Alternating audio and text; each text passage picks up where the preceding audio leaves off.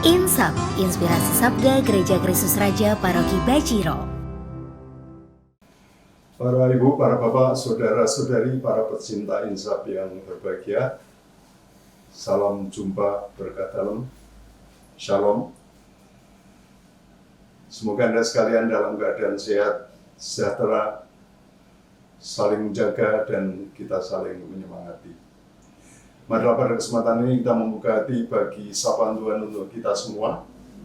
Kita awali dengan berdoa. Dalam nama Bapa dan Putra dan Roh Kudus. Amin. Bapa Maha Pengasih, utuslah Roh Kudus-Mu dalam hati kami untuk menerima sabda-Mu. Semoga hati kami senantiasa terbuka untuk menerima tuntunan-Mu, sehingga hidup kami juga semakin menuju kepada kesempurnaan dan senantiasa dalam naungan kasih-Mu. Demi Kristus, Tuhan dan pengantara kami. Amin.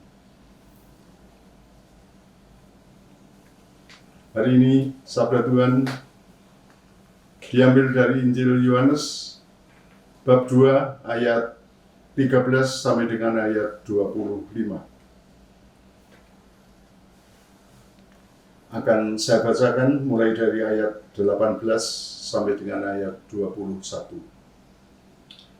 Kepada pedagang-pedagang merpati, ia berkata, "Ambil semuanya ini dari sini, jangan kamu membuat rumah Bapakku menjadi tempat berjualan." Maka teringatlah murid-muridnya bahwa ada tertulis, "Cinta untuk rumahmu menghanguskan aku." Orang-orang Yahudi menantang Yesus, katanya, "Tanda apakah dapat engkau tunjukkan kepada kami bahwa engkau berhak berbuat demikian?" Jawab Yesus kepada mereka, "Rombaklah bait Allah ini, dan dalam 3 hari aku akan mendirikannya kembali." Lalu kata orang-orang Yahudi kepadanya, 46 tahun orang mendirikan bait Allah ini, dan engkau dapat membangunnya dalam 3 hari? Tetapi yang dimaksudkannya dengan bait Allah ialah tubuhnya sendiri. Demikianlah sabda Tuhan. Bapak Ibu Saudara saya yang terkasih, saya lupa mengatakan bahwa perikop kita itu adalah berjudul Yesus menyucikan bait Allah.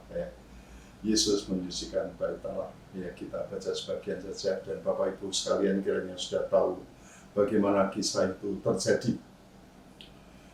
Salah satu pokok permenungan kita adalah dari ayat yang terakhir tadi, yang dimaksudkannya dengan bait Allah ialah tubuhnya sendiri.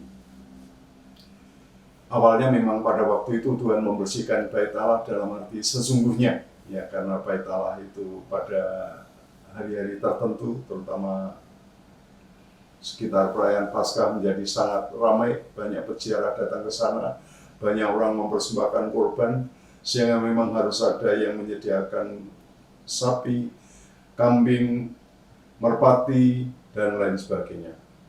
Karena orang berdatangan dari banyak tempat, maka juga perlu warung makan, perlu tukar-menukar uang, ya, karena banyak orang asing datang juga, dan lain sebagainya.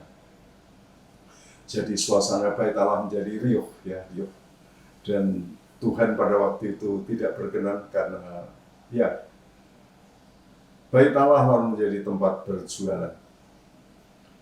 Tetapi permenungan kita tidak berkaitan dengan bait Allah dalam arti gedung, tetapi bait Allah sebagaimana dikehendaki Tuhan, yaitu apa? Yaitu tubuh Kristus sendiri. Seperti tadi disabdakan dalam ayat 21, yang dimaksudkannya dengan bait Allah ialah tubuhnya sendiri. Ya, dan itu berarti bahwa tubuh kita pun adalah tempat apa? Tempat Roh Kudus bersemayam. Tubuh kita pun menjadi bait Tuhan, ya, bait Tuhan. Dan salah satu yang tentu saja perlu kita upayakan adalah bagaimana bait tubuh kita sebagai bait Tuhan itu, ya, tetap terjaga kesuciannya, kepantasannya, dan seterusnya. Maka permenungan kita pada kesempatan ini saya beri judul Membangun Inner Beauty. Membangun Inner Beauty. Ya sebagaimana Yesus itu membangun kesucian di dalam dirinya, sehingga ya dirinya itu penuh kasih, penuh kesetiaan. Demikian juga kita ya dipanggil untuk membangun apa yang kita sebut inner beauty, ya kecantikan, tapi kecantikan batiniah, ya kecantikan di dalam hati. Bapak, Ibu, dan saudara yang terkasih, saya kira yang namanya ngadi saliro, ya ngadi saliro itu dalam bahasa Jawa, ya ngadi saliro, mengupayakan kecantikan badani itu merupakan suatu hal yang sudah sangat biasa di dalam masyarakat.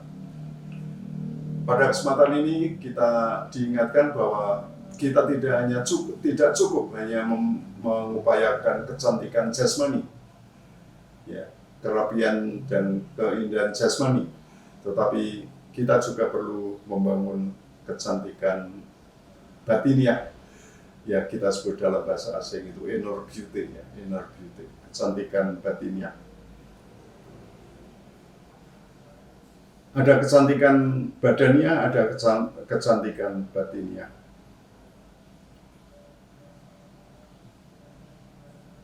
Dan yang namanya inner beauty atau kecantikan batiniah itu akan terbentuk ketika kita menanggapi tuntunan Tuhan.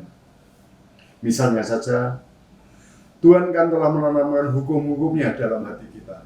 Ada ke-10 perintah Allah, dan antara lain di sana dikatakan supaya kita menyembah Allah, supaya kita berbakti kepada Allah, dan Tuhan telah memerintahkan agar kita menghormati sesama kita, menghormati orang tua dan lain sebagainya. Menyembah dan memuliakan Allah di dalam hati, itulah ya salah satu hal yang juga akan membentuk inner beauty di dalam diri kita. Ya, kita mempunyai hati yang menyembah, ya. Kita mempunyai hati yang mengasihi Allah. Hati kita juga akan diwarnai dengan cinta kepada sesama, hormat kepada sesama, hormat kepada milik orang lain, dan lain sebagainya. Ya, itulah hal-hal yang membuat hati kita semakin indah.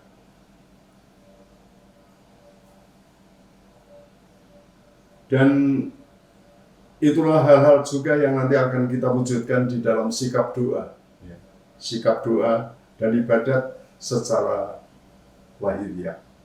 Jadi yang batiniah nanti ini memang tetap akan terungkap secara lahiriah juga. Santo Paulus di dalam suratnya kepada umat di Galatia itu menyebut hal-hal yang kiranya juga bisa menjadi wujud nyata daripada inner beauty itu. Santo Paulus menyebut beberapa buah-buah roh, ya, buah-buah roh di dalam diri kita. Ya, ketika hidup kita dituntun oleh Tuhan, dituntun oleh roh, maka ada buahnya. Dan Santo Paulus menyebut buah itu adalah kasih, sukacita, damai sejahtera, kesabaran, kemurahan, kebaikan, kesetiaan, kelemah lembutan, penguasaan diri. Dan hal-hal ini kiranya akan membuat hati kita atau diri kita atau tubuh kita itu indah, ya, indah. Ya, karena ada kasih, ada sukacita, ya. Kalau itu terpancar di dalam penampilan kita, kan lalu menjadi indah, ya, hidup kita lalu menjadi indah bagi orang lain. Maka Bapak, Ibu, dan saudara yang terkasih, saudara tidak pernah lupa untuk menjaga kepantasan dan kecantikan lahiriah, maka jangan lupa untuk membangun kecantikan batiniah Anda. Jangan lupa membangun dan mewujudkan inner beauty di dalam diri Anda, karena diri Anda adalah baik Allah. Mari kita akhiri renungan kita dengan memuji Tuhan. Kemuliaan kepada Bapa dan Putra dan Roh Kudus, seperti pada permulaan, sekarang, selalu, dan sepanjang segala abad. Amin. Tuhan bersamamu, dan bersama rohmu. Diberkatilah saudara-saudari, juga usaha dan karya-karya Anda oleh Allah yang Maha Kuasa, Bapa dan Putra dan Roh Kudus. Amin. Terima kasih, selamat berkarya, Tuhan memberkati.